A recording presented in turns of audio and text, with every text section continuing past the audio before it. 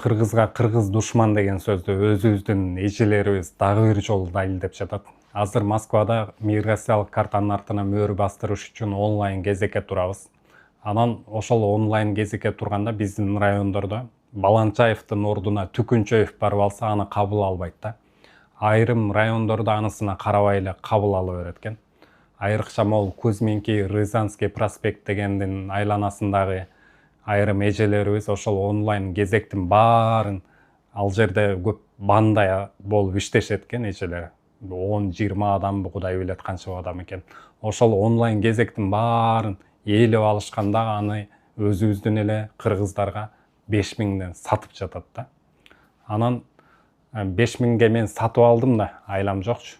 Анткени кезекке онлайн кезекке турайын десем, ал жерде 2 ай алдын ала алыш керек болот.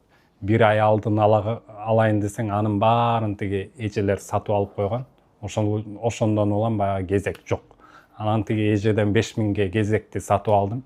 Бардым, бир документим туура эмес болуп калды. Аны кылып келиш үчүн кайра кезекке турушум керек. Кайра кезекке турайын десем, баягы эле ээлеп коюшкан эжелерчи. Анан айла жок, дагы 5000ге сатып алышым керек да. Эми суроо ушул эжелердин акчасы адалбы, Кудай билет.